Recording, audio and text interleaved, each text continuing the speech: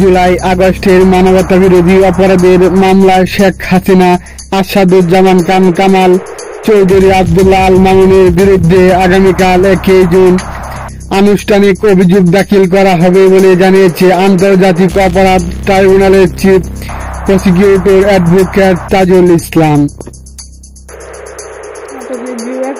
শনিবার জাতীয় প্রেসক্লাবে আন্তর্জাতিক গুম সপ্তাহ উপলক্ষে মানবাধিকার সংগঠন অধিকার আয়োজিত সেমিনারে তিনি এই কথা জানান।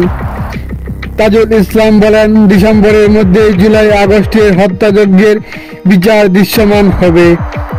বিচার এমনভাবে করা হবে কেউ যেন মান নিয়ে প্রশ্ন তুলতে না পারে।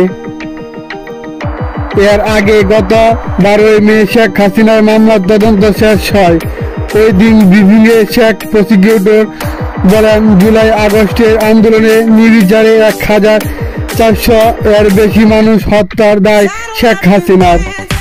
তার বিরুদ্ধে নির্বিচারে হত্যার নির্দেশনা, প্রচারণা, উস্কানি সহ 5 অভিযোগ প্রমাণ মিলেছে বলে জানিয়েছেন চিফ প্রসিকিউটর।